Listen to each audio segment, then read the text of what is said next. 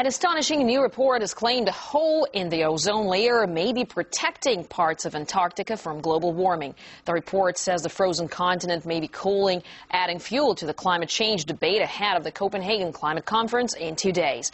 So can one man-made problem really solve another? RT's Laura Emmett investigates. These are the pictures you usually see of Antarctica, huge chunks of ice breaking off and falling into the sea. This icy continent is uniquely biodiverse and holds the secrets to the Earth's climate for the last 800,000 years. But some evidence suggests it's cooling, not warming. The facts about the Antarctic are it's been cooling for about 50 years. And new ice breaking off is evidence of nothing whatsoever, except new ice always breaks off, and it's been doing that for millions of years. Because snow falls in the centre and it pushes outwards and it breaks off. And the ice that breaks off is thousands of years old. It doesn't mean anything except it's broken off. According to the British Antarctic Survey, there's been a 10% increase in sea ice in Antarctica since 1980. But the astonishing conclusion of a new report by BAS is that one man-made phenomenon, the ozone hole, is protecting the icy continent from another, global warming. One of the big mysteries for us was why are we seeing a huge warming right across the Arctic? But at the same time, why is the Antarctic cooling slightly? And what we think has happened is that the ozone hole has shielded us from the impact of global warming. The ozone hole has cooled the stratosphere, says BAS. That strengthens cyclonic winds, creating more open water, which leads to more sea ice forming.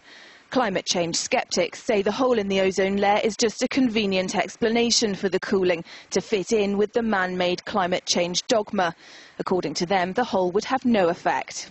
They also make some rather complicated claims about ozone or the lack of it. The ozone hole disappearing is a sign of extreme cold above there. Nothing to do with global warming. It's nonsense. It's just spin put out just before Copenhagen to excite politicians and blind them with science and make them feel that they've got a justification for taxing the world. The British Antarctic Survey admits the models currently being used to distinguish between natural and man-made climate variability and to predict what will happen in the future are crude. It says the Antarctic holds the key to refining these methods. In the Antarctic, we drill a lot of ice cores, small cores several centimetres across, which can go back up to 1 million years. And we collected one ice core, which gives us a very detailed climate record going back 800,000 years. That's the most detailed record we've got on Earth. And that shows all the ice ages. We have an ice age roughly every 100,000 years. And that shows that CO2, one of the main greenhouse gases, has varied a lot over the millennia. Whatever the effects of the ozone hole are, they won't last forever. BAS says over the next 60 years the hole will heal. Then melting ice in Antarctica will contribute to a rise in sea levels of around 1.5 metres. If the predictions of the British Antarctic Survey come true, then low-lying areas like this one could be permanently submerged underwater by the turn of the next century.